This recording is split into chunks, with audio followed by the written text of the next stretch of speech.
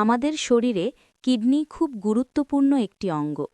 এটি মূলত শরীরের রক্ত পরিষ্কার করা, অতিরিক্ত জল ও বর্জ্য বের করে দেওয়া এবং শরীরের বিভিন্ন রাসায়নিকের ভারসাম্য বজায় রাখতে সাহায্য করে।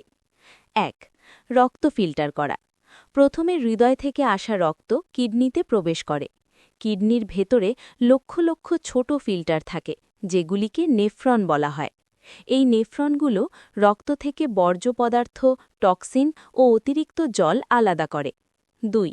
দরকারি জিনিস আবার রক্তে ফিরিয়ে দেওয়া। ফিল্টার করার সময় কিডনি শুধু বর্জ্য আলাদা করে না, বরং গ্লুকোজ, লবণ, খনিজ এবং দরকারি জল আবার রক্তে ফিরিয়ে দেয়। এতে শরীরের জলের ভারসাম্য ও লবণের পরিমাণ ঠিক থাকে। ৩. প্রস্রাব তৈরি করা। যে বর্জ্য ও অতিরিক্ত জল আলাদা হয় সেগুলো মিলে প্রস্রাব বা ইউরিন তৈরি হয়।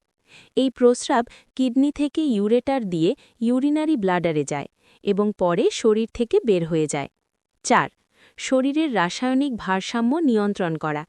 কিডনি শরীরে লবণ, সোডিয়াম, পটাশিয়াম, ক্যালসিয়াম এই সব খনিজের সঠিক মাত্রা বজায় রাখে।